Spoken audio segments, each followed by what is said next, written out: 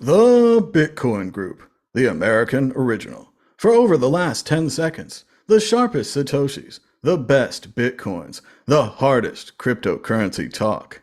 We'd like to welcome our panelists Dan Eve, the Crypto Raptor. All right. Martine Wishmare from General Bytes. Hello, Bitcoin. Vlad Costea from BTC KVR. Bitcoin Cowabunga. Takeover.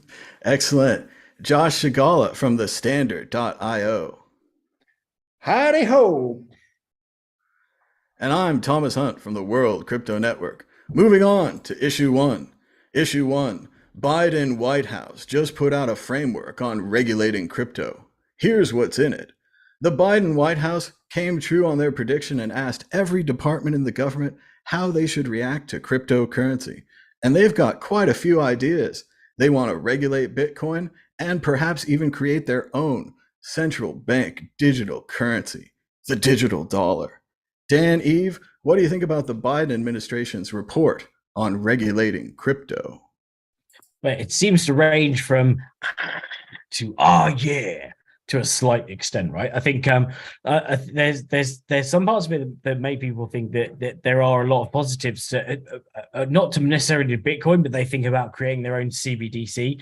I think that the worst part is the CBDC part, right? Instead of using a digital currency that's already there, that's Bitcoin, creating your own digital currency so that you can link it into social systems and cut people's bank accounts off if they didn't get enough likes for being nice that week. All that crazy stuff that you think about, or that you kind of see advertised, like, you know, in tweets and memes, that you can't pay for something because you've been mean to someone on Twitter or something like that. I think that's the kind of crazy part, the control part of it, which is the opposite of Bitcoin, right? You know, Bitcoin is the free and open market system, whereas the CBDC part, using the technology but in a controlling way, is like the opposite of Bitcoin. So I think they understand that the power of Bitcoin, but in the negative sense a bit more than in the positive sense. The control thing is, especially, you know, around the world right now, there's every government is seeking to get a bit more power and a bit more control over their society. So whether that's from controlling people's assets and you know, even I think it's the US, it's amounts under $600 that are now targeted by or snooped on by the government. In the EU, it's under $1,000. I think it's, or may even be less than that right now.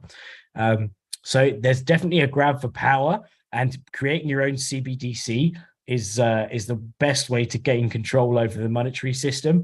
Whereas, you know, actually implementing Bitcoin in a meaningful way is something that's more tricky in terms of, or is more of a challenge for the government. But it creates this free and open market that is you know, ultimately much better for society because it's controlled by the people than rather than the governments. And unfortunately, the governments want control. So I think that the more regulation, the worse it's going to be for Bitcoin, and hopefully they don't go the way of kind of banning mining, banning the usage of Bitcoin, or like monitoring transactions and trying to, you know, to censor them in some way. But at the same time, I think they're probably steering towards using a CBDC and realizing the control and the power they can have over the dollar, which is still quite untraceable in its kind of physical form.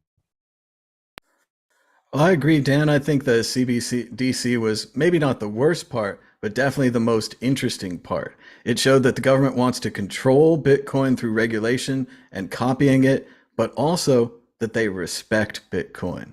Years ago, when we were just drug money, they'd say, why would we make a government currency just so you could buy drugs? When we were internet money, when we were all these things, government paid us no attention. Now we have their attention. And the real question is, does the government think that their CBDC would be better than Bitcoin? Martine Wishmare. No, they know that they're creating just another shit coin. I think they're well aware of that. And the report, or the report, I didn't find too interesting from what I read. It was just like a sum up of existing stuff that they just pulled from elsewhere. I don't know whether a digital dollar will totally revolutionize the crypto landscape, but if it's censored and all, then I don't see people using it. They'll just use Tether or one of the many other stable coins. For the rest of us, we got Bitcoin that we don't need it. Yeah, I'm not sure what will happen in the future in the US. It does worry me that mining is getting more and more concentrated in the US. So this I would like to see, a bit more decentralized, so that should the US government decide that, we're going to ban the proof of work mining, then Bitcoin is not really affected. On the other hand, even if they would shut down the miners in the US now, Bitcoin will continue to be Bitcoin. So that doesn't really change much. That would be impressive to see the vaunted US government join the likes of Tether and others making their own stable coins. You could compare them directly at that point. Vlad, your thoughts on the Biden regulations and the digital dollar? I don't think there's going to be a digital dollar. I think that they have all the mechanisms in place to take control over some stablecoin like USDC or something. And I'm pretty sure that the control that they have over Ethereum right now, with the fact that US companies that are super regulated and under the control of the administration, legally at least, are main block producers in the network, that's going to play out an important role. It's going to be interesting to see if they're going to use Ethereum for their CBDC, or Ethereum becomes the CBDC to some extent. I don't know. But for as long as I have been around, there have been talks about regulations. Not much has really changed. And I think most of it was due to the censorship resistance and the fact that they realized that you can use Bitcoin in ways that they cannot control. And that's what it comes down to. And you can validate, you can generate blocks, you can participate in the network in ways that they cannot stop. The concentration of mining in the USA, as Martin said before me, I think is a big concern. And it's kind of ironic that the United States of America is worst in terms of treating miners as opposed to China.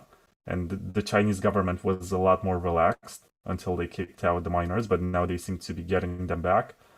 But there's always this dynamic aspect of it. In proof of stake, it's about ownership and the fact that you lock your coins to generate blocks to provide security for the network. So you become a trusted validator.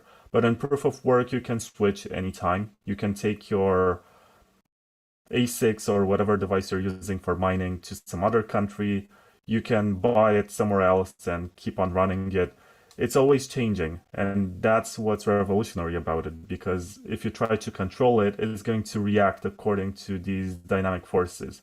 If we get more proof of stake with more coins, and I know that this is going to be another topic of the show, but if you get more proof of stake, it means that it's only going to be easier to control by governments. So it's going to be interesting from this point of view to see which proof of work coins end up remaining active and being used by the community. And I guess 2 or 3 of them will survive. And the rest of them will be proof of stake, which means that they're directly and easily influenced by the government. It would be very interesting if the government sought a partner. When Apple launched their credit card, they didn't do it alone. They brought in Goldman Sachs. So it's very possible we see the US government partnering with a major bank to pull this off, or a technology company like Coinbase. Josh Shigala, what about Martin? Do you have more on that? Yeah, or Cripple, or the Ripple, or what was this other stable coin? They are going to do really big things, they've been telling themselves. Oh, yeah, sorry for interrupting. I just Ripple popped And up in my they mind. are already friends with the bank. The banks loved Yes. Ripple, famously the bank-friendly cryptocurrency. Josh Shigala, does the US government really understand Bitcoin? We've seen their best possible report. It even ends in what I think is a flattering reflection on Bitcoin, that they want to create their own CBDC, a central bank digital currency, a copy of Bitcoin. Do they really understand what's going on, or are they still years away?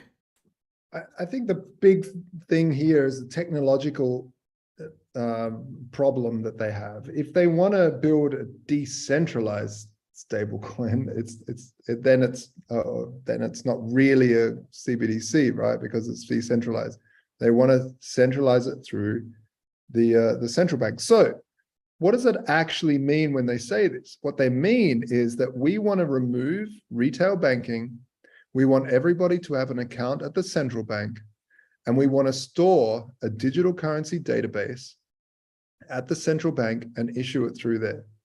Then most likely they will also, because as much as a lot of the West goes at China's social credit score, in the background they're going, oh, that's a great idea. We can never be overtaken then because we have full bondage over the citizenry ship.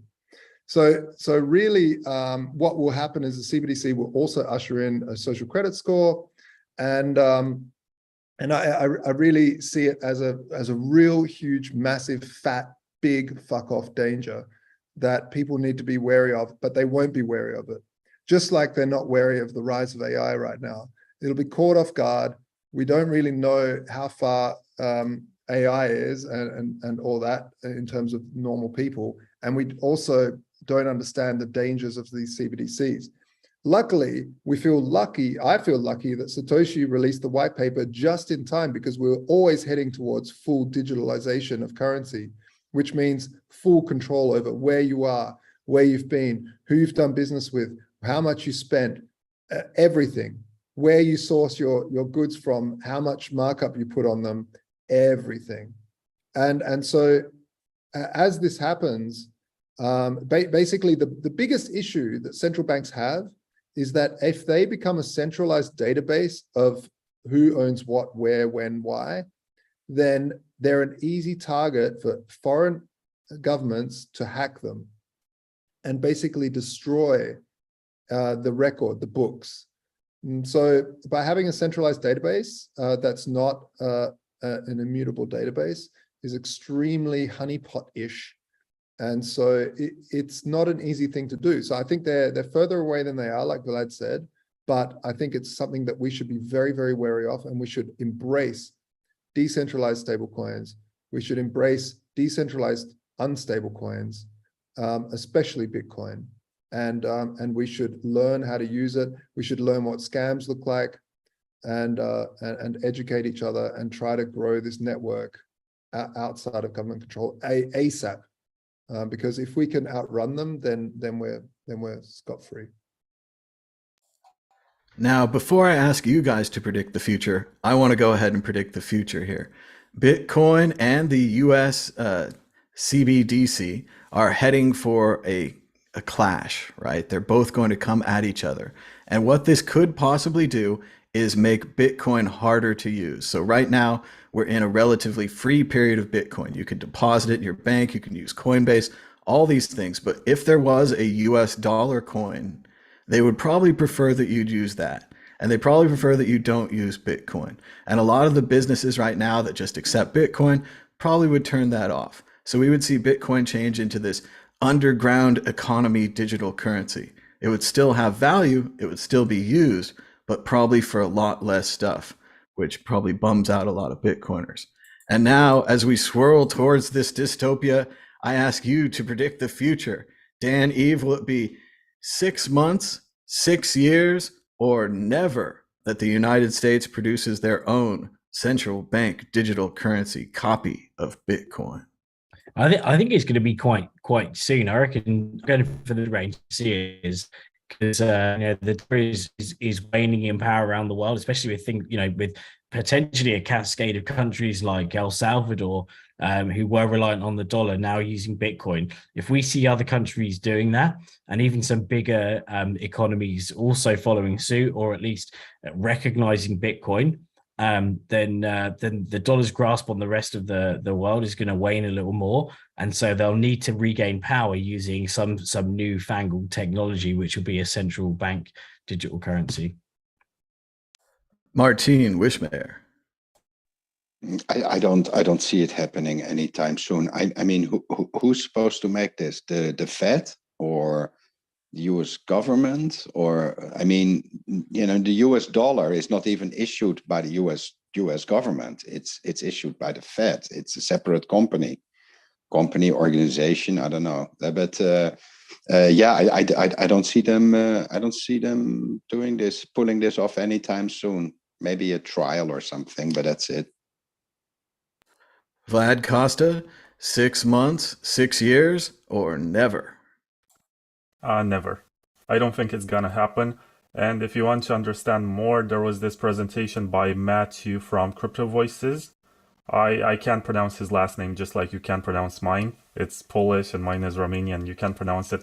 But he made a very good presentation on the Baltic honey badger stage a couple of weeks ago about why the demand for cash is still high and we should not underestimate it. And the fact that they would have a CBDC doesn't really fix any real problem, at least not in the United States. It's more exciting if you make the CBDC first, then eliminate cash, much to everyone's surprise. Josh Shigala, 6 months, 6 years, or never? Penalty box for Josh. It's a pretty good argument to say never, but I feel like their wet dream is to be able to track and trace everybody, to have full control, because if you can, like everyone's got, every politician generally a little bit of a megalomaniac inside that wants to keep control and doesn't like the other party so much that they'll do anything to protect the citizenry of the other party. So if we can start to control the money and start to control thought and start to control communications more and more, then that's the wet dream. And I think they head towards that, whether it's a CBDC or some other mechanism. I think just more control, and destroying things like Tornado Cash is a big step towards that, or even going after like some of the Bitcoin mixers and things like this. So it may be a dystopia, but at least you'll have access to lots of streaming services. Moving on to issue 2. Amazon, among the top 5 companies picked to build the digital euro prototype. The United States is just getting started on their regulation and considering the idea of a CBDC. Meanwhile, Europe seems to be going ahead with it. Really quick, Martine, what do you think about the different approaches of the United States and Europe? And can we say, is Europe ahead? I don't think there is even a single thing called Europe. It's just lots of different flavors in a pie with, with a flavor that nobody really likes. I mean, all the politicians there, we didn't vote for them. They're just like there. I mean, they bring out their new laws and regulations, but nobody really cares. I think this is the difference between Europe and the US. In the US, everybody is proud of the flag, and they even have Flag Day. In Europe, we don't give a toss. We don't care. We don't. So this euro, I don't think it's surviving for like 10 more years or so. I don't know. I think, when that happens and digital euro happens, everybody will start introducing their local currencies again. I don't see it happening. Maybe I'm missing something, but no. And Amazon building it, I mean, does it come for free with like Prime membership, or how are they're gonna do this? I mean, it makes no sense. Well, you definitely have to enter your email account first. Just like to remind everyone to push the thumbs up button down below. I forgot before. Vlad, your thoughts on Europe and their plans to perhaps have Amazon build them a CBDC? It sounds silly. I don't think Amazon is going to end up getting the contract, even though there's this old saying, which I think can be dated back to the Bible, and it's something John, but it says that nobody is a prophet in their own land. So this translates to the fact that usually we end up paying or contracting someone from another country because we think that they know better. I don't think it's going to happen. I don't think Amazon has the expertise for this. What they do have the expertise on is to provide infrastructure for, Ethereum nodes, but that's where it all ends. And I don't think there's anything else to add. There are so many talented developers work in Europe and have better expertise than Amazon as an entity in terms of creating a CBDC. I think it's pretty funny because MIT is one of the supporters of Bitcoin Core development, and there are at least a couple of Bitcoin Core developers who receive grants from MIT on a monthly basis. And at the same time, MIT is pushing for CBDCs in the United States, and these CBDCs are using Schnorr signatures and all of these ideas that were created by Bitcoin Core developers. So it's going to be interesting to see how the technology that was meant to liberate humanity also ends up being used in some sort of CBDC at some point. But for Europe, Amazon, I don't think that's a major actor in anything related to virtual currencies or whatever. But they can give vouchers, I guess, for Amazon Prime. It is amazing how every new technology is eventually subordinate to capitalism or the state or wherever you want to go with that. It all sounds out great. Josh Shigala, your thoughts on Amazon perhaps building a digital euro? Yeah, I mean, there's been a few companies that have been up for the tender. One of them even being IOTA, with their upgrade. You know, we'll see. We'll see what happens. At the end of the day, it's all a nightmare. I don't want to support it. I don't even want to talk about it. It's just horrible. The best thing we can do is just ignore it and go and choose something else. Look, the main thing is for me is that there's an exit door. This was always the deal with Bitcoin. This was always the deal with gold, is that, guys, you screw up our currency, there's an exit door and I can go through it pretty easily. And that's all I care about, is that that door stays open. If they make it harder and harder to jump to an alternative, that's when it gets worrisome, because they'll trap you in just like they did in East Germany and force you to use their stuff because, hey, we educated you, you have to stay in our wall. And that's what's scary for me as a paranoid Bitcoiner. Oh, but you could trust Amazon.com. According to my information, they only want to know absolutely everything about you. Yes, absolutely everything. Well, the thing about Amazon that I think they can do is they're very, very good at scale. And that's one thing that would be needed. They're also fairly good at security. So, and as Vlad mentioned, they have the servers. They're ready to go. AWS this thing, no problem. yeah. Dan, Eve, your thoughts on Amazon and your future underneath the one digital euro for all? Well, I think Amazon have probably got a slim chance of getting it. They're a big name that everyone's kind of clinging onto at the moment. I think the ECB or the Euro's more likely to introduce a CBDC than, say, the US is, because they're kind of trying to prove, it's a growing community that's trying to prove itself right now. And I think that they're probably, especially with the euros waning a lot much more, right? It's near, almost, is it parity now with the dollar? The US dollar, it used to be worth a bit more, and now it's pretty much parity and a bit under. So I think it's they've got the biggest case to kind of save their currency with this newfangled digital currency. But I don't see it being powered by Amazon. That just seems like a bit, I don't know, just that seems like a publicity stunt, right? That seems like almost like a shilling thing, right? It's like, oh, we're going to build a CBDC and it's going to be powered by Amazon. It's like any normal shitcoins approach would be like, we're working with Amazon, like, to build our shitcoin, as if it's going to sell it a bit more. Well, I'm told that the European Union has made a decision and that they're going to be going with Facebook or Meta. Meta will be developing the CBDC. So you can trust Facebook. They only want to know everything about you as well. I'm afraid everything was the answer. But we're out of time. We're moving on to issue 3. Issue 3, Craig Wright tells court that he stomped on the hard drive containing the Satoshi wallet keys. He said that he was in a depressed state and was considering suicide and did not want under any situation to be forced to prove that he is Satoshi Nakamoto But then a few years later, he changed his mind, went around to prove everyone that he was Satoshi Nakamoto. More details on Gavin Andresen and John Matonis being shown the Satoshi keys and the signing ceremony. Apparently, Satoshi said that he could convince Gavin by talking to him, and that's what he did. Sounds like a con man to me, allegedly, but we'll see how this goes. All this is happening in the Hodl trial, where Craig Wright, all-powerful, is suing Hodl, the Twitter user with 4,000 followers at the time.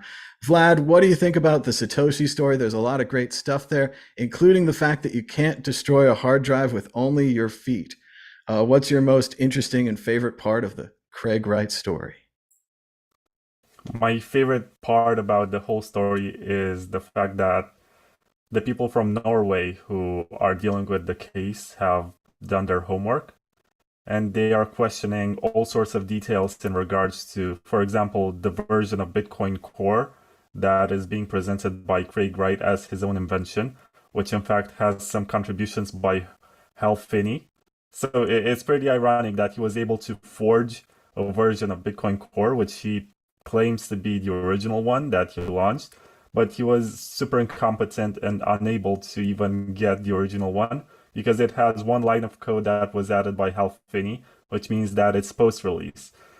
There are so many small details about forgeries and claims that are debunked. There's even the funniest one was about a font which was not invented until 2012 on a document that claims to be from 2008. Like, how the hell does that even work? And there was something else about Craig Wright claiming that he was pitched to work for Bing, which is the search engine of Microsoft. And at the time, it was not even called Bing. It took another year until they rebranded the Microsoft Live Search as Bing. So there are so many small bits in his story that don't add up. When you listen to them, they seem believable, but once you start fact-checking and backtracking on every claim to see if it makes sense, and if it's true, you're going to find lots of holes. And the fact that he appeals to emotion and needs to talk about his grandfather, who was like a father figure to him, and he needs to get all of these people who previously worked for him and his own cousin, and it's all like a social attempt to convince the judge. And the judge at some point said, so if it's simple to prove it cryptographically, why do you need to go to court? And that's what it comes down to, really.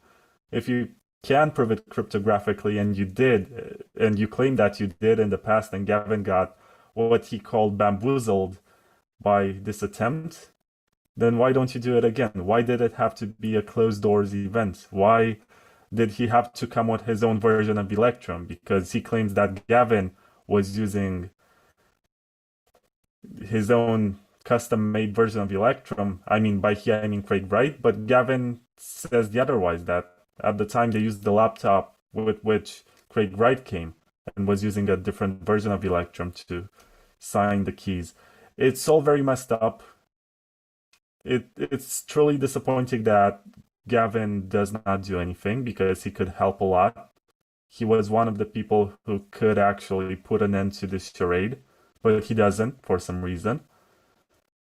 But it's all very interesting, and the whole hard drive story is just convenient, because it provides that sort of mad genius deniability. And by the way, he's also trying to prove that he's autistic with some sort of psychiatrist who came to court. It just adds up to the story that he's trying to present, right? He's supposedly a mad genius who created this and now wants to repair his reputation or whatever. And he stepped on the hard drive and broke it. Don't try that at home, but I'm pretty sure that hard drives are a lot more resilient than something you can stomp on. I sure hope he still has the hard drive, because the platters are probably fine inside there. I agree with Vlad. I think the best part and the most exciting part was the document forgeries. It was just like that classic case. I think it was Dan Rather versus George W. Bush. And they had a document that was claimed to have been put on a typewriter, but it had a little subscript that said TH in it for like 18th. And that wasn't done on a typewriter. That's Microsoft Word. The font stuff was hilarious. The header document information was hilarious. The wrong template and having dot doc or dot m, hilarious. And then to hear Craig's Wright's expensive and probably fantastic lawyers act like they have no idea what forensic document review is. They're like, you probably opened the document in Word and it changed it, you idiots. And they're like, no, we've never touched the hard drive. We never would touch the hard drive. We forensically examined it, which is a fancy word for they made a copy of it without touching it. Very fancy. Then they touched the copy. So it's just absurd for him to be thinking, oh, they were on Craig's actual laptop and they opened it or they edited it. But once again, when you're making forgeries, why are you making forgeries? These are easy to prove things. It should be easy to prove. You shouldn't need all this fake data and fake information. And then, like Vlad said, the amazingly dramatic story of the attempted suicide and destruction of the hard drive. It's just going to be the best made-for-TV movie ever. Josh Shigala, what do you think about the latest information from the Craig Wright Hodl-Knot trial? It's just tragic that people are still believing this fraudulent guy. I just don't get it. There's so much data to show that it's just he's a fraud, and I don't understand. Like, for one, why is he fraudulent? Why would someone do this? Well, do this so that your coin will be worth a hell of a lot because you've bought it up cheap, and you go under this sort of guise of, oh, his coin must go off because he's the original Satoshi. Now, how is he proving that? By taking the weak to court, people that won't even show up to court, by doing weird things in weird court cases in America. He's quite astute with law. So doing that case in the States where even if he won or he lost, it heads towards him being Satoshi in that case. So that then pushes this scam. And I just don't get it. I don't understand why it's still going. I know people personally who are still totally sold on this weird guy. I don't even know how, because they're smart people. But it's really upsetting to think that people are falling for this fraud, and it's upsetting that he's still taking people to court and doing all this. I just find it crazy. I find it crazy, but I find it also fascinating that someone is so audacious to want to do this at scale over a long period of time. It's unbelievable. And you know, I from everything I see, sign the keys. Like, honestly, he keeps saying, no one will even believe me, even if I sign the keys. And he'll like quote Jameson Lopp or something like that, saying he won't. But I'm telling you right now, I will go, okay, you're Satoshi if you sign the Genesis block. That's the end of story for me. If you can sign that, you can sign it, because Satoshi wouldn't let the Genesis block leak. Like, he would have lots of things. Now, also, what was with the signed courier, the bonded courier, and all this other stuff? What hard drive? Well, I thought it was a bonded courier that was rocking up, dude. And then what? So Satoshi really trusted some random courier to maybe bring back millions? Like, all of it is just so nuts and bull. Like, what the hell, man? Why is it still a thing? I don't get it. I mean, it's still a thing because he keeps suing people. That's why it's still a thing, and bringing people to court. So I'm really glad that that people have backed Hodl-Knot and allowed him to fight this. I'm really glad that they're doing this in Norway, where there's you know, the system is quite kind of interesting watching it, and I'm really kind of amazed that the judge is wanting to accept really deep dive cryptographic evidence and talking about what the actual technology is. And I know that they're struggling a bit because, for instance, just trying to explain what a hash function is, the judge was like, I don't quite get it yet, but I'm going to look into it more. And that to me is really great. But yeah, I just want a judge to finally just say, look, this is ridiculous. And because there has been other judges who are like, oh God, there's so much fraud here.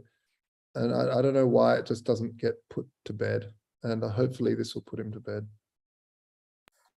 Well, with your friend Josh, remember the difference between a cult and a bad investment. If you're in a bad investment and I say, hey, you should get out of that bad investment, you thank me because you don't want to lose your money. But with a cult, and we have a similar situation here in the United States, as anyone can see, once you've joined the group, you join with your whole soul. It's you that's now a part of the cult. So if I tell you you're in a cult, you get angry at me because I'm attacking you that is part of the cult. So it's much harder for people to leave these things, even when you have someone stealing classified documents. And like, that's not okay. But if you're in a cult, it must be a conspiracy. It must be a trap. Dan, Eve, do you think Satoshi walks around wearing steel-toed boots? Because that's the only way I can see him destroying a hard drive. He seems more like a loafer kind of guy, especially those pointed toe loafers. Give us a thumbs up and let us know in the comments in the chat. What kind of shoes do you think Satoshi, or do you think Craig Wright, Craig Wright wears, allegedly, Satoshi? Go ahead, Dan. Craig Wright is a princess and the pea. Like, he's like that. He doesn't even wear any shoes. He's lying on this fluffy pillow in, like, floating in the clouds of absurdity.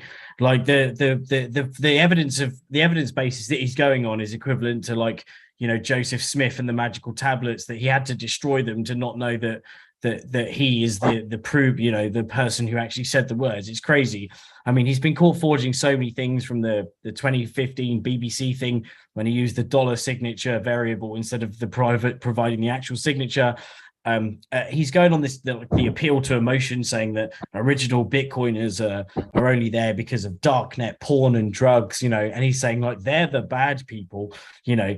Meanwhile, while he's saying he stomped on a hard drive, and he was able to break these up indefinitely, you've got a guy in Wales that's raising millions to get a hard drive under a heap of trash compressed over many years now. That's still probably alive. Way more weight and compression ratio than Craig Wright, and is prancing around having a drunk tantrum apparently on a hard drive. You know, this guy can get his keys back from a hard drive. That's how resilient they are. I've met a few people from Enchain, a few the doctors that work. I said there are actually doctors that work there, and two of them, and both of them said that they didn't know, they didn't believe that Craig Wright was actually Satoshi. They just worked there. They thought it was more of a joke than anything that was paying their bills. The fact that is the hard drive as well, like, you could write down the private key, right? That's the main thing, is that it's not just about having a hard drive. You could literally write down the private key on a piece of paper and have it on multiple places. So there's redundancy there that goes further than having a hard drive. Like the bonded courier interception thing that Josh brought up, the fact that you know, this bonded courier could have just opened the mail it was. Did he have the hard drive? Craig didn't specify this. He just said that the keys would be given to him. How did he encrypt them? As a you know, he has never gone into detail. It's just a brand, you know, a lie that comes out of as one of the many forgeries that he actually had. But it's easy to bamboozle people from a technical perspective if you're not bamboozled. And I've met him and I've sat down with him, and he comes across as very intelligent, and his arrogance, his like sheer arrogance that he knows everything, makes you think this guy actually knows something. And it, you know, people that are technical, way more technical than me, will ask questions, and he'll bamboozle them with stuff that he, you know, is pulled out of thin air that sounds like it's technical, but it's actually not. And it's easy to do that. But his defense against Lopp, that Jameson Lopp's got financial gain because he's got a financial gain from defending Bitcoin. Yeah, Jameson Lopp has like probably some Bitcoin and some gain from defending Bitcoin, whereas Craig Wright literally forked Bitcoin and has most of the forked crap, you know, forked Bitcoin, and has the biggest financial gain, way bigger than Jameson Lopp's percentage of the network that he owns of Bitcoin compared to Craig Wright. So I think it's just crazy that we're still listening to this, and the fact that there's no point where you go, you know, the boy who cried wolf, right? That's what we're all taught about. There's no point in the court system where someone goes, "Shut up, Craig. Like, we're not even entertaining this application. Just shut up. Like, you've applied too many times, you've forged too many times. We literally can't believe anything you say. Go cry wolf in a field. Like, that's it, and just leave him alone." But because he's got money to back him, he's got the sugar daddy, he's got that sort of thing to just keep on paying for these court cases in different jurisdictions around the world. He can just keep on banging them out. Unfortunately, all that happens is that there's more evidence of the forgeries as he goes along each time. So he may have small wins in certain court cases that are against small applications of the accusations against him.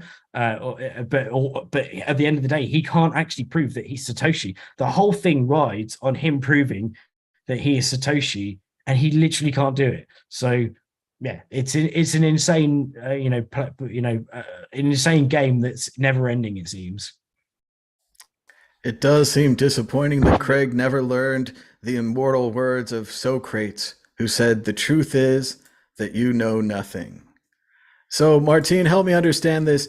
Craig Wright invents Bitcoin, then he's sad by it, almost depressed, almost suicidal, destroys it with his steel-toed boots. Then later, he learns that Bitcoin that he invented can suddenly be used for drug money or to buy anything you want on the internet, and he returns to stop Bitcoin. Does this make any sense?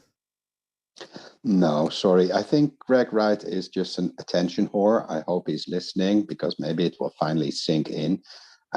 We don't care. We don't care about this shitcoin currency. I do know that it's the one currency we will never, ever support on our network of ATMs. That's one thing that's for sure. For the rest, I think we already spent way too much time on this subject, because the guy is not worth it.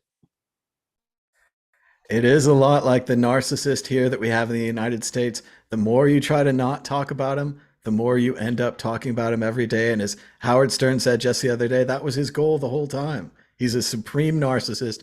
He loves it when we talk about him. And I'm sure Craig Wright is much the same. Exit question. Tell me the future. Give me the results of the HODLNOT trial. Will HODLNOT be held responsible for allegedly claiming that Craig Wright is not Satoshi? Vlad, yes or no? Well, it's a double-edged sword. I think HODLNOT is going to win in Norway, but it's going to be very difficult for him to win in the UK, where the roles are reversed. The burden of proof is on him to prove that he is not Satoshi. And that's a lot more difficult than making Craig Wright prove that he is Satoshi. So, unfortunately, I think it's going to be a tough battle in the UK, and this is only the beginning. Josh Igala, tough times ahead for HODLNOT? I think I get a feeling HODL's gonna win this. Actually, I really hope so. There was one, just to bring it up quickly before we move on, but there's one quote of them saying, "Oh, do you know this document?" And Craig looks at it all confident. He goes, "Oh yeah, I was absolutely drunk to hell when I wrote that. Oh, I remember it so clearly. I was really drunk that night, and I suppose it's a terribly written document." And then someone says, "Well, actually, Hal wrote this, because it's signed by him or something." He goes, I think it was Hal. Something like that. No, it was Daniel Kleiman or whatever. Oh, it was Daniel Kleiman. Yeah, sorry, it was Daniel Kleiman, right? And it's just got such a great moment in this sort of busted aha moment. Gotcha. It's just drowning in his own bull dust. But it's this confidence, man. It's this con man trick, being so confident. Oh yeah, and just going on about it. Plus the bamboozling. Plus what you said before, Thomas, about trying to, win the hearts and minds by sort of saying, "Oh, we want, I really want to help you, the judge, to stop people laundering money." So trying to get across, like, "Oh, okay, well, I better side with Craig because he's going to help the justice system." And it just, it's kind of a weird strategy on his part. But anyway. We have the same thing here. That's a hell of a nice country you got there. Be a shame if anything happened to it. It's too bad. Dan, Eve, your thoughts. Will HODLNOT win the trial? I'd like to think he's going to win it in Norway, especially because it seems like a more evolved court system, right? And as Vlad pointed out, the burden of proof is on Craig to prove that he's more of the burden of proof is on Craig to prove that he's actually Satoshi. And that's what's the insane thing about this is that suing someone for calling you a fraud for claiming you're something you're not. Surely the first point of call in any court case is for you to prove that you're that person that someone's saying that you're not. Otherwise, the court case is BS. Now, in England, the libel system is complete. It's just crazy. I think one of the biggest cases that comes to my mind is, or at least from an old skeptics kind of perspective, is Ben Goldacre when he was sued by I think it was the Chiropractic Association, and eventually they dropped the course, but dropped the court case. But the fact is, the burden of proof should be on the person to prove that they're saying what they're saying is true, rather than the other person who's saying you're not telling the truth. That's what just confuses me about the British case. And I know that libel system in the UK needs to really update their laws. So I hope he wins in Norway. I hope he wins like hands down. And in the UK, it would sadden me. It would sadden me if it actually got anywhere in the UK, because to me it's just insane, and it doesn't even deserve hearing.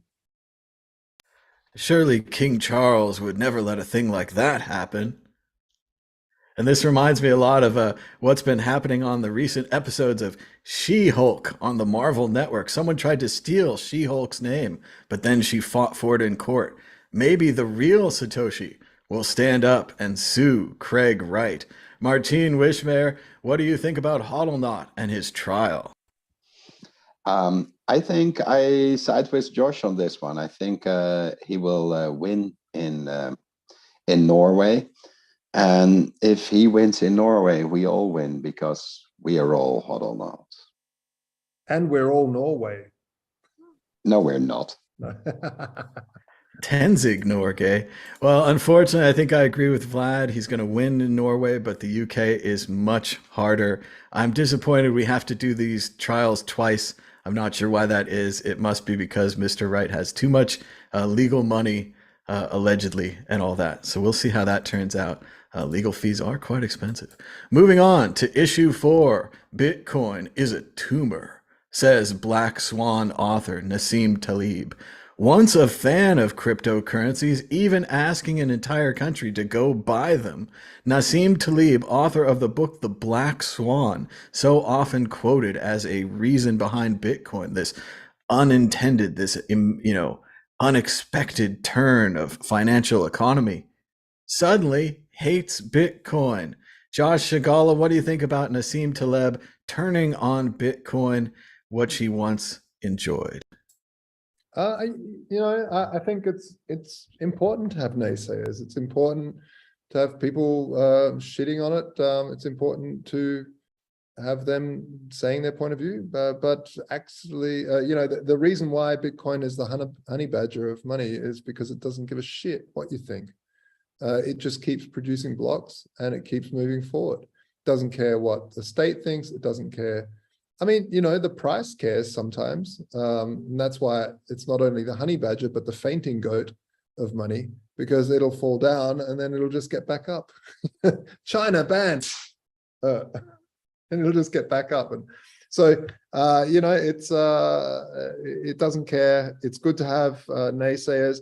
I actually applauded the naysayers and was upset when Bukele threw an anti-Bitcoiner in prison for demonstrating against Bitcoin. I think that's not in nature of Bitcoin. Bitcoin should always have naysayers. It should always have people's for it and against it, and a constant open dialogue. Now, whether they're right, I probably not. I could probably read through his arguments and take him apart, but that doesn't matter. What matters is that blocks keep moving and people can, without permission, launch some software for a wallet, and without asking anybody, partake in a global network of financial freedom. And that's what's important. Dan Eve, is Josh right? Should we welcome our critics even when they used to be our friends? Yeah, I think any industry void of critics and unable to counter what the critics are saying with something that's logical is destined to fail because they're too arrogant to address the issues that face the industry.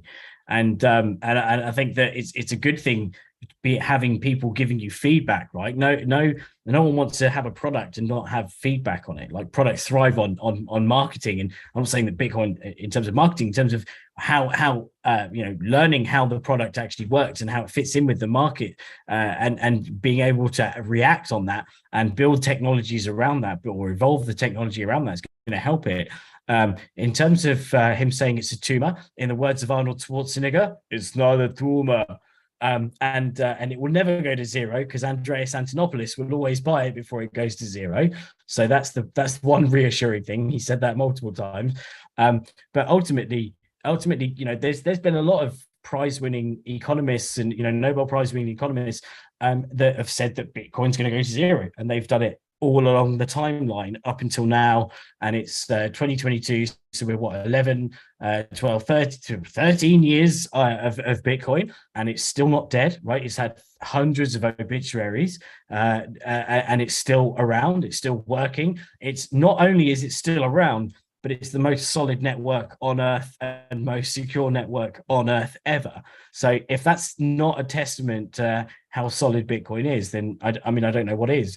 And as much as there are very skilled, intelligent people that are critics of Bitcoin and that would say that, or any industry, there's always people that could be really intelligent but also wrong, right? You're not right on everything, and so as much as he's the author of the Black Swan, and he's obviously a very renowned prize-winning economist, etc. He could also be wrong, and it seems like he's kind of wrong. Like, let's face it, he's wrong. Like, there's the evidence is in the network and its usage and how it's proliferating around the world, the impact it's having, and therefore, unfortunately, at the moment he's incorrect. Like, and Bitcoin is proving him wrong. It's a living proof of his incorrectness right now. So, lovely guy, love to go out for a pint with him, but incorrect.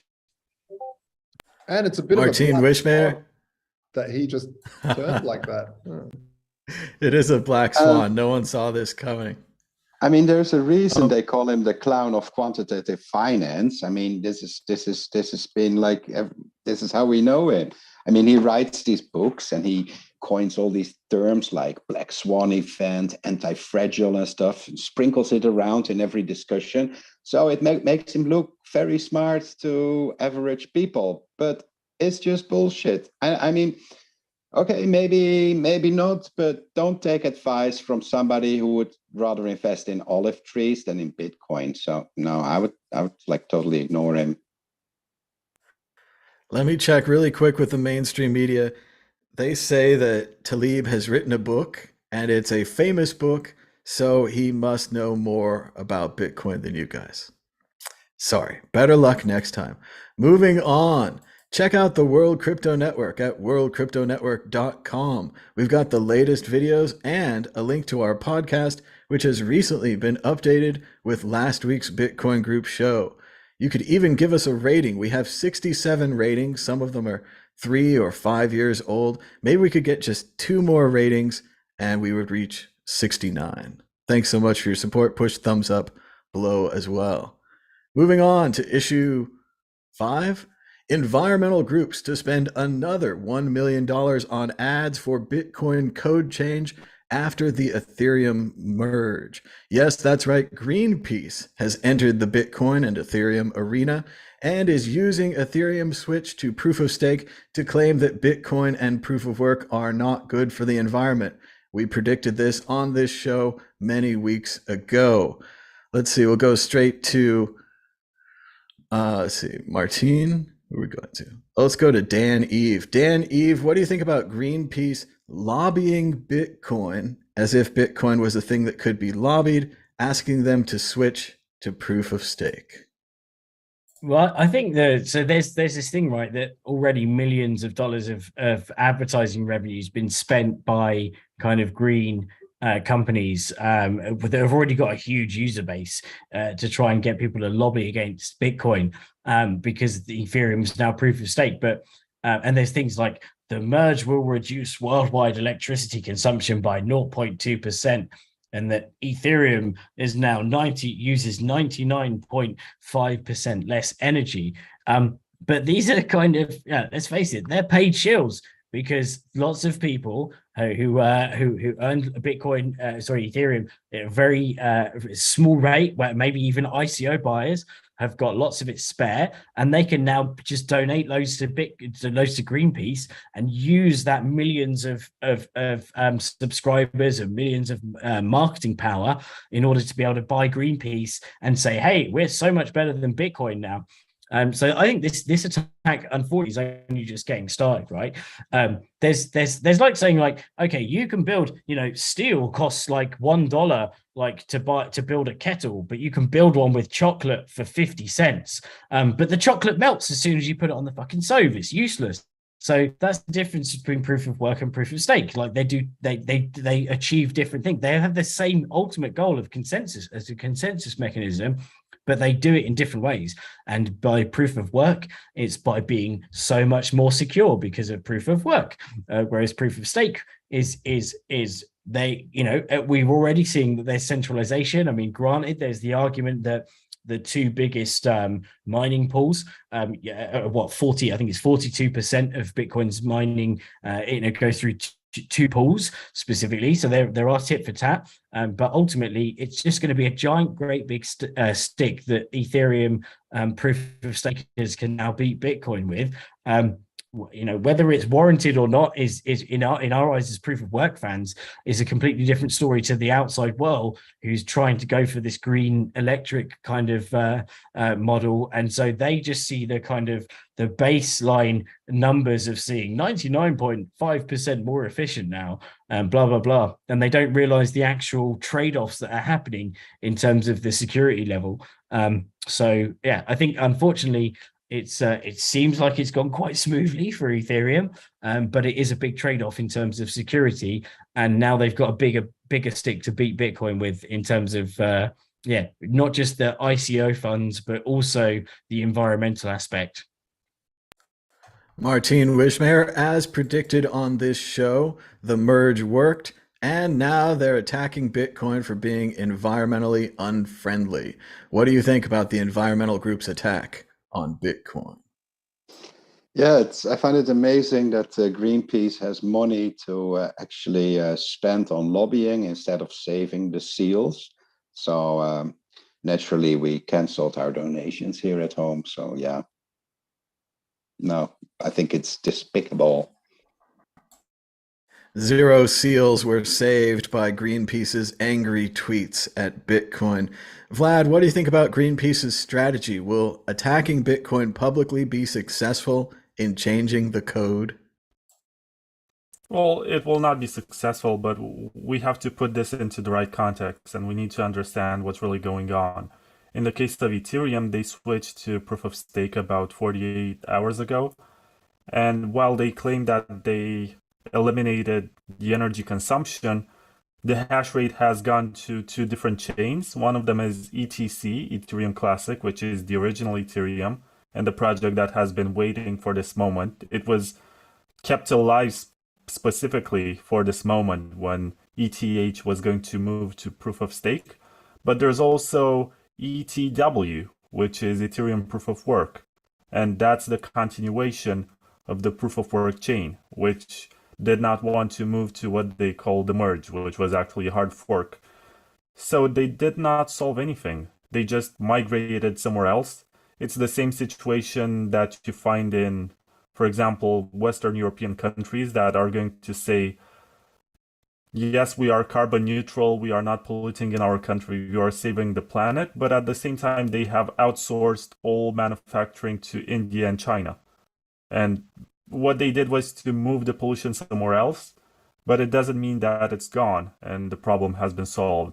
It's only a matter of not in my backyard or something like that. It's just virtue signaling. No problem was actually solved, and we're going to have a proof of work version of Ethereum, whether they like it or not. So if they want to lobby, they should try to figure out why there is the proof of work version of Ethereum before they turn their attention to Bitcoin. But that's not really their agenda. They're just trying to discourage Bitcoin adoption. That's why this exists. Excellent points, Vlad, on the multiple versions of Ethereum. Although sadly, we have some multiple versions of Bitcoin kicking around as well. Josh Shigala, your thoughts on Greenpeace versus Bitcoin? Yeah, I think they're really astute points that Vlad made. And while I still, my mind is open to proof of stake. I'm interested to see, this is what I love about the space, is that it's all experiments. And we don't know.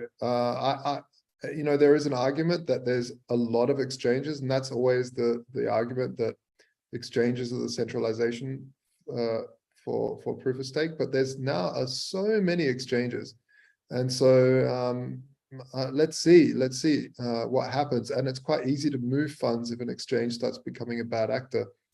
I don't know. Like I'm totally keen to see what happens. And this wait, Josh, just interrupting there. You say it's easy to move funds once an exchange is a bad actor. I don't think that's the case right now. Well, yeah, like you're right.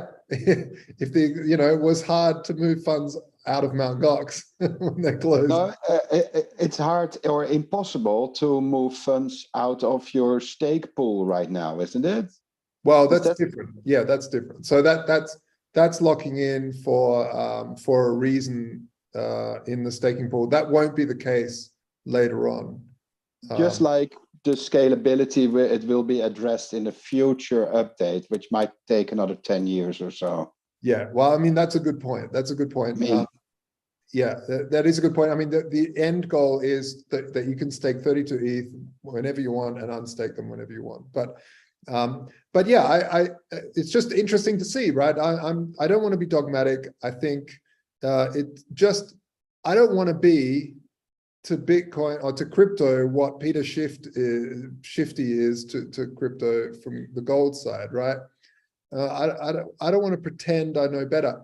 I feel like proof of work has proved itself. I feel in my mind that proof of work is better. I honestly feel that. I think it is, but I'm open to understanding, hey, wow, now there's a major chain with major money trying this out, which is pretty incredible. For Greenpeace to lobby is the most sickening, demented waste of money. And it seems to me like more of a money laundering exercise than anything else, to try to hide or embezzle $1 million somehow. That wouldn't be the first time either, I think. With Greenpeace, they have a history on that, from what I remember. Yeah, I mean, it'd be so easy to say, to your brother's, animation studio, we're going to spend $1 million on an animation to try to Bitcoin sturdy. When really, the fact of the matter is, why aren't they lobbying the PlayStation Network? Because the PlayStation Network uses up just as much power than Bitcoin. Let's turn off all PlayStations, because that's even on standby mode. Like, it's terrible. So, hey, what about all the fridges? We can go back to fermented foods. Why do we need fridges for? So it's nonsense. It's weird to lobby a decentralized. That just goes to show how stupid these people are, to think that they can lobby some decentralized network. Like that's the whole point. And as if we don't already know the arguments, as if there's not arguments ad nauseum about proof of stake. I mean, that's been going on for forever, since Dan Larimer's days back on Bitcoin Talk with Satoshi. Like it's just weird, and it definitely smells like a money laundering or embezzlement sort of scheme. Sorry, I said I have a history of that, but I have to correct myself. It was mismanagement of funds. That was the official thing. Well, that's cool then. Your microphone's gone buzzy. Oh, again, sorry. Got to check that microphone. It's an interesting and unique opportunity that I get to quote famous or perhaps infamous Twitter personality Dan the Dark Pill, who reminded us on Twitter that this is similar to the SegWit 2x disaster, where these companies thought that they controlled Bitcoin. In the same way, Greenpeace thinks that if you want to get a change in Bitcoin, you kind of lobby these companies or you lobby Bitcoin publicly, and you use this environmental argument when really, as we've discussed here, there's already been a debate and it's ongoing about proof of work versus proof of state in computer science. So Greenpeace would have to enter that debate with some evidence if they want to be respected in computer science. The environmental, that's a side issue. The real issue is which provides more security. And as Josh said, our belief and many people on this show is that proof of work provides more security without becoming centralized.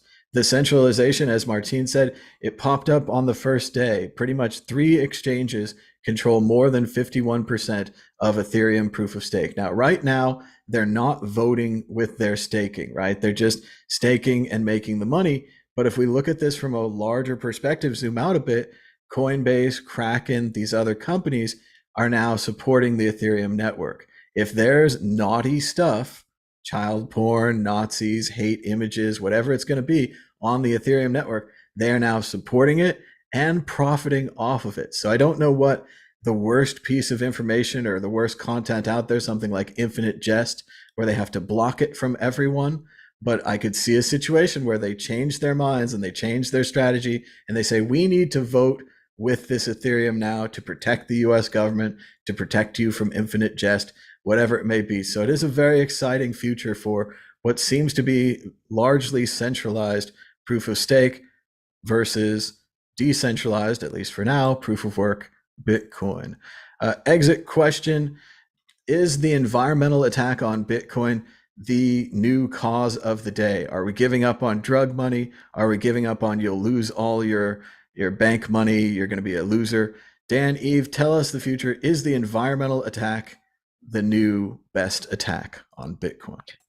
Yes, it's the new fashionable China FUD, but there's always evidence against it, right? And even we're seeing with electric cars now, like they sound like a good thing, and they are a good thing, but there's still a lot of environmental impact from getting the cobalt mining, the lithium mining, and all those sorts of side things that comes with having an electric car. Let alone the fact that it's like a hose pipe ban, right? If you're using too much water, if they'll cut off the hoses. If you're losing too much electricity, they'll say stay at home because you can't power your electric car. So I think we're going to see more reasons or more different industries impacted by their own electricity usage other than just Bitcoin mining. Martine Wishmayer. I think this it's not new. Is my phone still crackly or is it okay now?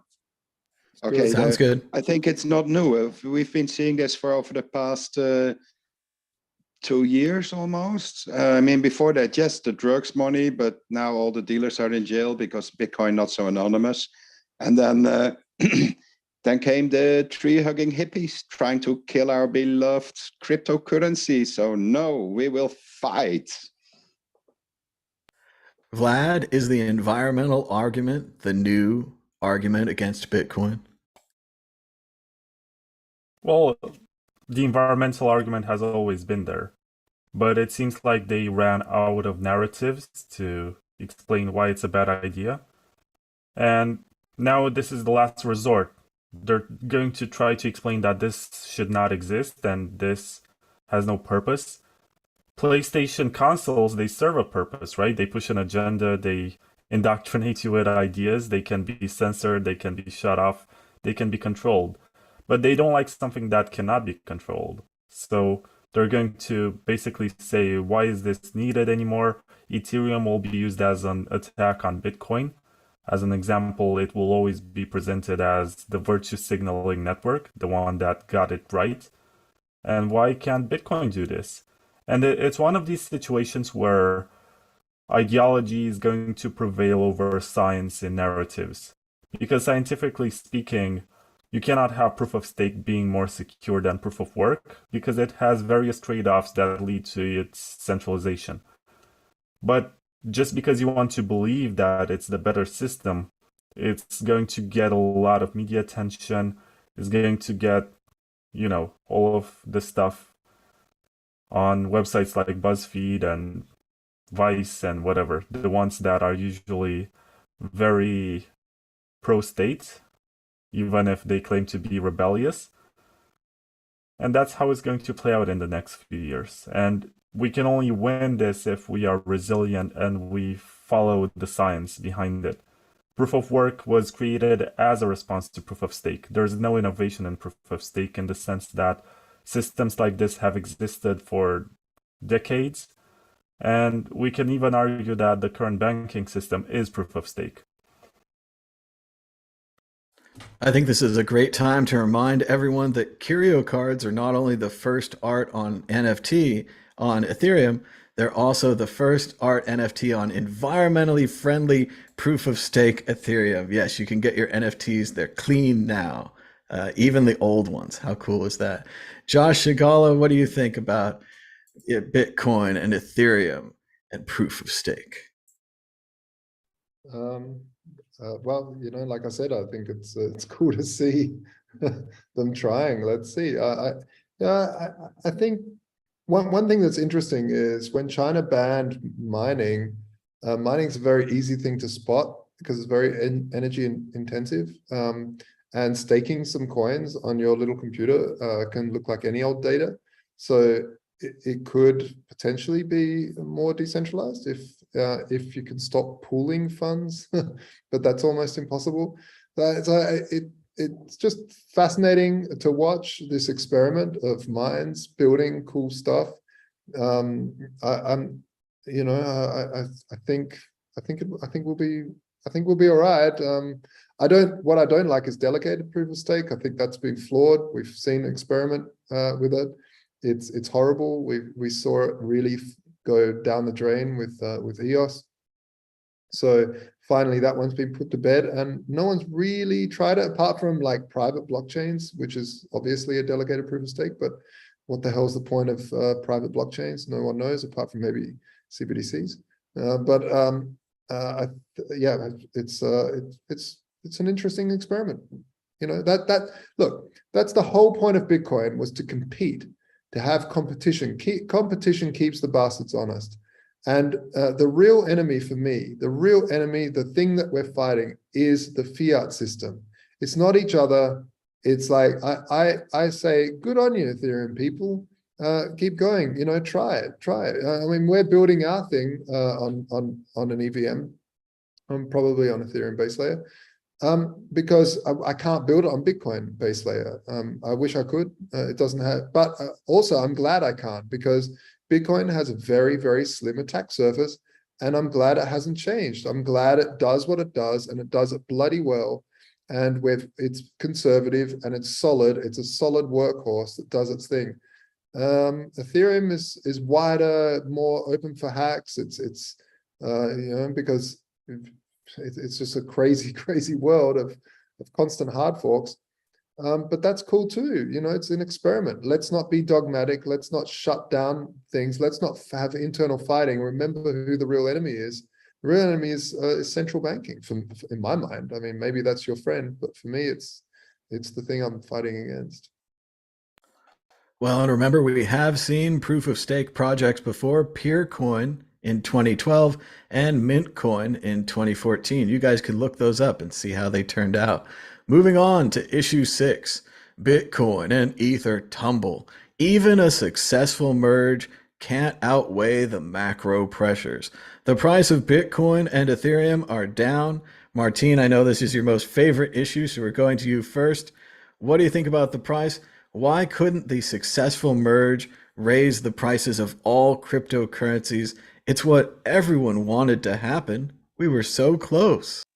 I'm so sick and tired of the whole Ethereum discussion. I'm sorry, I can't find a normal answer anymore. I'm just like, bleh. I wish the merge would have been the purge, and that we would have been released from it all. That would have been better. Vlad, do you agree with Martin? Are you tired of the Ethereum thing? Why couldn't it save the price? No, man, I bought a huge bag of popcorn, and so far I had no reason to eat it, and I'm disappointed. Like, I want to eat popcorn, so I want more Ethereum stuff. I want something like 2016. I want a hard fork to happen. I want them to freak out for some reason with a bug. I don't know. I'm disappointed. But in regards to the price, I tweeted today something along the lines of there's a high demand for government intervention and government money and low demand for Bitcoin. And it's not that Bitcoin is in a bear market, it's just that individual freedom and the demand for non-governmental money is in a bear market. It's just that people haven't figured out that Bitcoin is their exit, is their protection against governments, and they still treat it as some sort of high risk stock or whatever, something in which they only invest. And that's why we find ourselves in this situation. In the past, we have had bear markets that were generated by a crisis in self-custody, as was the case of Mt. Gox. Then we had a bear market that was generated by a crisis in scaling, which meant that we could not accommodate all the users that we wanted. In this bull market, we had no scaling issue, we had no self-custody issue. It was just an over, I guess, financialization issue. It's just that Bitcoin has become so entwined in this fiat financial system that we're not even sure that there are only 21 million Bitcoins being sold if you do it institutionally and you can't verify on the public ledger. And it's just that maybe we need to figure out where we go from here and whether Bitcoin remains cypherpunk or it's going to be Michael Saylor's little toy to borrow more fiat to buy more Bitcoin, which, by the way, we have no idea how he is custodying it. I don't think MicroStrategy manages their own keys. But I guess, to summarize, I guess this bear market is a consequence of an identity crisis in regards to what this is and why we are here. And if we are here, then obviously we got it right and we understood the reasons.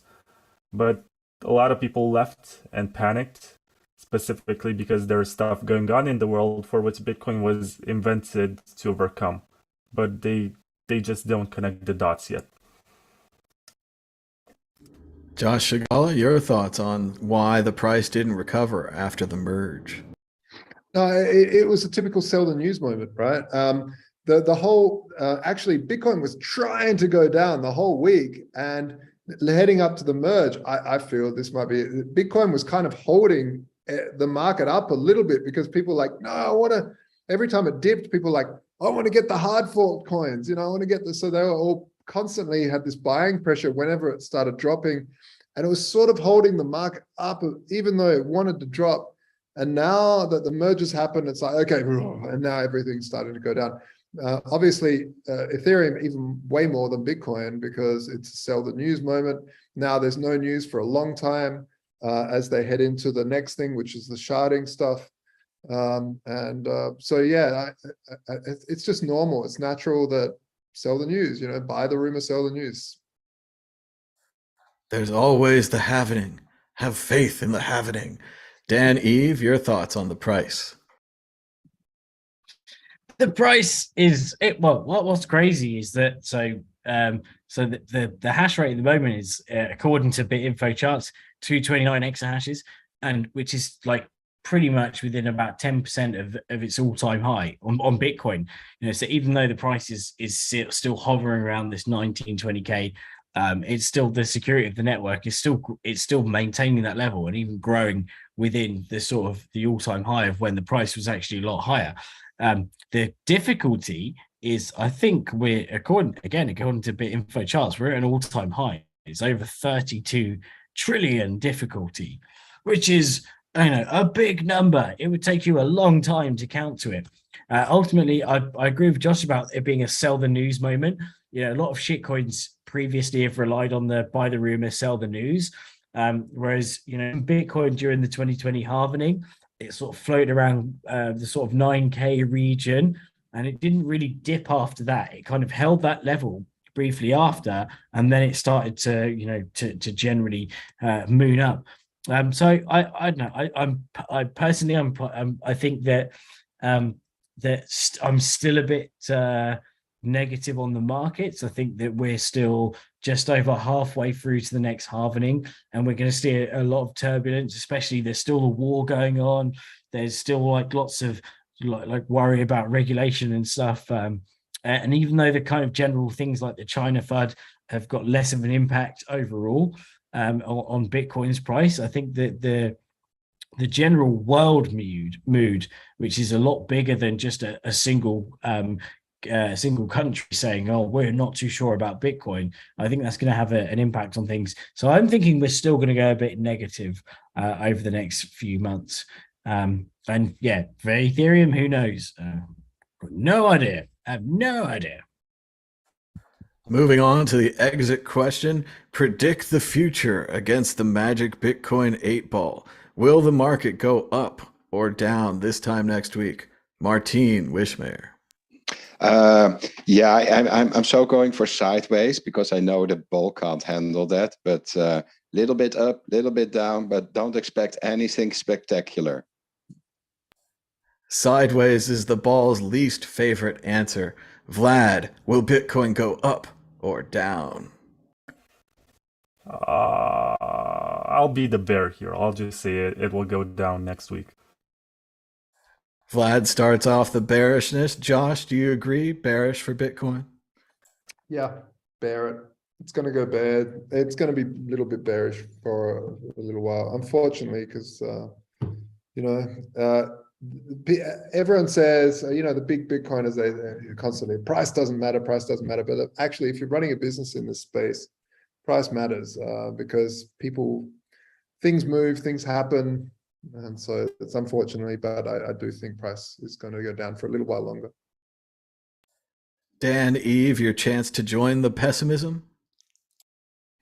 Oh yeah, I think it's going down for a little bit until we're teetering around this sort of price and probably a bit lower for a while.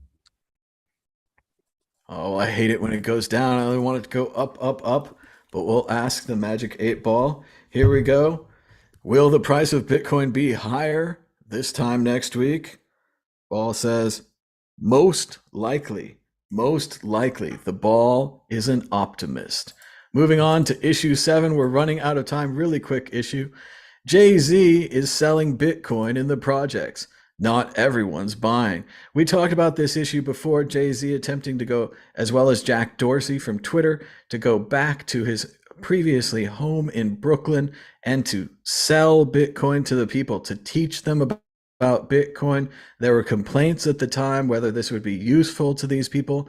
Then, as it turns out, Jack and Jay-Z gave the people $1,000 each for attending the Bitcoin class. They could then invest or do whatever they want, I assume, with the money. Vlad, what do you think about Jay-Z and Jack from Twitter attempting to sell Bitcoin to the projects? I think that The Blueprint was a decent album, and definitely his first one was also good. I think maybe the best. But in regards to trying to sell Bitcoin, I'm pretty sure that they're using Cash App, and as far as I know, that's custodial. So I don't think that counts as selling Bitcoin. It's selling the BTC token on somebody else's balance sheet. So I don't know about that. Maybe that these people need to really understand why this matters to them outside of the speculation area. But then again, Jack Dorsey and Jay-Z are invested in Cash App, Tidal, and all of these ventures. So it's their business. Josh Agala, was it all just advertising? Probably. I don't know. Like, I wonder if obviously they want to, there's two ways it could go. One is they want to try and emancipate people in the projects to learn how to save and put a little bit away into a speculative asset. The other side is we have a whole team and we've decided that the target audience, we have one group here and it's the projects, and we think that'll be a great target audience for the app. Go forth and market. The cynicism is overwhelming. Dan, Eve, what about this plan to sell to the projects? Well, when you've got a lot of way behind you, like Jay-Z's got a big audience, right? And so I think it's good when celebrities kind of, as much as we shouldn't idolize people in Bitcoin, they try and put their weight behind something because it lends legitimacy to it, doesn't it? Like if it's like a lot of people respect Jay-Z, they respect his financial decisions. He's like one of the first billionaire rappers, right? So to listen to Jay-Z, not just his music but his advice on the monetary solution, which is Bitcoin. I think it's good. I think it's positive. Ultimately, we can disagree with how he implements that plan.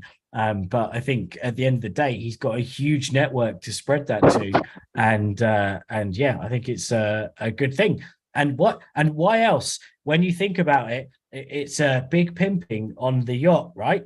And on a yacht, you can lose your keys at sea because treasures don't float. So it all makes sense in the long run. Martine Wishmayer, it sounds like Jay-Z has a plan. I thought it was a really noble idea. Your microphone's gone again. You got to change it back.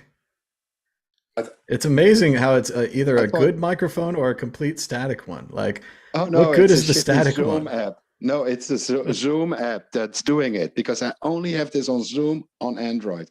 But I thought it was a great idea to bring, to educate people on decentralized currency. But I think they just really didn't get their point across, and they just stopped at speculating. And here's free money; everybody gets free money, and that was it. And people don't see the point. And this is. I find this is often the case with educating people about Bitcoin, is that you tell them how it works, you try to get them enthusiastic, and at the end of the entire evening of educating people, they'll say, yeah, but which coin do I have to buy to get a 10 times return? So they're not really getting it. They don't want to know. They're not interested. So even giving them $1,000 will not change it. So it's a sad reality. Some people just want to stay poor, and even if the $1,000 could turn into $2,000 next week, they rather have $1,000 now. So yeah, rest my case here. I think Martine makes an excellent point that the truth of Bitcoin is that it helps you even if you don't own any.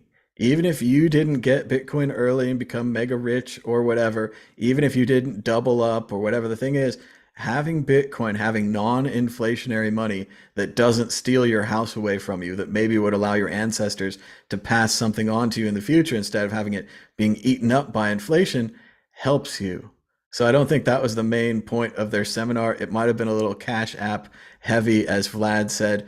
Obviously, I'd prefer if they work directly with the BBB, the Black Bitcoin Billionaires. They're a great group. They've done fantastic work from Bitcoin. They're all about holding your own keys, getting, $100, getting $300, not that much money in Bitcoin, and holding it, but mainly about teaching people about this revolutionary change, how Bitcoin helps you even if you're not filthy rich. And I think that should have been a good message. As we talked about this before, the people were bummed they weren't getting any money. Now they gave them $1,000. That seems like a lot of money. If you went to this class and you got a little education and you get $1,000 to invest or to whatever you want with, it seems like a good program. I celebrate them for it, even if maybe it was an advertisement, like Vlad said, and a feel good story. But we need some feel good stories. Why not? Let's have some positive stuff here. We're running out of time. We're moving on to predictions or story of the week. Dan, Eve, are you ready with a prediction or a story of the week? Go ahead.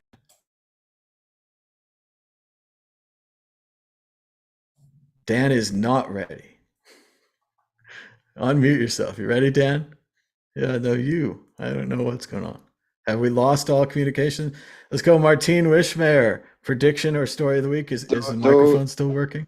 Is my microphone still working or is not working? Yours sound fine, but I feel like we've lost all kind of technology here at the end. Oh yeah, the technology is let's head for the end. Yeah, it's unspooling. Okay. the story of the week, I think I mentioned it last week, but we're working on going to the LA BitConf in South America, but we're also going to the Bitcoin Amsterdam, and I think it's really cool, because in 2013 or 2014 or 2013, we were at the Bitcoin conference in Amsterdam, and Karel, the founder of General Bytes, introduced the Bitcoin ATMs on that show. So now we're introducing the new whalebooks.com crypto accounting accounting package. So it's nice to be able to launch something new on the Bitcoin show in Amsterdam. So I'm really looking forward to that. I hope to see you all there. It's going to be a really good event. There's music too. So even if you bought Ethereum, you can still have a good fun at the music festival. Very cool, Martin. Glad to see General Bytes going home, and almost 10 years since the launch of the first ATM. Very cool, 9 years. Vlad, a story of the week or a prediction? Go ahead. Thanks also to Vlad for being on the show. Yeah, thank you for having me. Martin mentioned La BitConf, which is the conference which takes place in November in Argentina. And that's a huge one. I think this is the 7th edition. And for that one, I'm going to have a surprise, because for the past year, and I think it has been since July of 2021, so how much is that? 14 months. Anyway, I have been working on this magazine project, which I created thanks to Joshua mostly, because he supported me. He was the first podcast sponsor to believe in my work. And at one point I decided that I also want to branch out and do a magazine. And this year I launched this edition. This is the first edition of this year's Bitcoin Takeover magazine. You can find it open sourced, but it's available under different editions with different covers. This one is made by Jay Skrilla and is the most expensive of them all. It's like $350 right now. And only 41 were made. And this one was made in Prague. And this one was made in Mallorca. And most of you, except for Martin, I guess, already have this. And this is the French edition. And this is where I was going with it, because this is a French translation. It's basically a compilation of last year's and this year's magazines, best articles translated in French and presented in this compact format. And for Argentina and El Salvador, I'm going to have a Spanish edition, which has a different cover, different articles that were picked by the translator, who is also Argentinian. And basically, Spanish, I think, has more people speaking it worldwide, and is a very huge market. And I think that South America, Central America have a lot of need for this kind of content. And the magazine itself is open source, which means that anyone can download it, can modify it, can print their own copy, and can even sell it. And if this one gets traction, it's going to be huge, and it's going to provide free education, free in the sense that, there's still the cost of printing it, but they can still share the PDF to each other. But it's going to provide education about how to use Bitcoin to a lot of people, and I'm very proud of this project and happy that I could make it happen. It's a great project, Vlad. I was glad to get one of the magazines at Majorca. And the nice thing you say about a magazine, it doesn't run out of batteries. You can share it to multiple people. You can even split it up into parts. There's all kinds of options, but it's a great magazine. I'm glad to see you doing it and spreading it. Also, I think La BitConf was where I got to see one of the very first Andreas Antonopoulos videos. He had the big letters that said Bitcoin in the background, and he was pacing across the stage feverishly, and pretty much blew my mind on Bitcoin. I couldn't believe what had happened in the few years since I'd been away from the project since it started in 2010. Josh Shigala, your thoughts. So go ahead, a prediction story of the week. Go ahead. Yeah, story of the week. It's been Berlin Blockchain Week here, and there's been lots of great conferences. I gave a couple of talks, one today at Regen United, which was interesting. And it was all about regenerative stuff, and it kind of, it was interesting because there was a lot of talks of like abolishing capitalism, and I went in there and said, well, And I gave him my talk of extreme capitalism, almost, but sort of tried to figure out a middle ground, right? So it was very fascinating. That was fun. And also, yeah, gave a talk yesterday as well at BirdChain, which is the Berlin blockchain group that do a lot of little events here and there. So that's been really fun. And yeah, I'm looking forward to yeah, the all sorts of stuff's happening with the standard.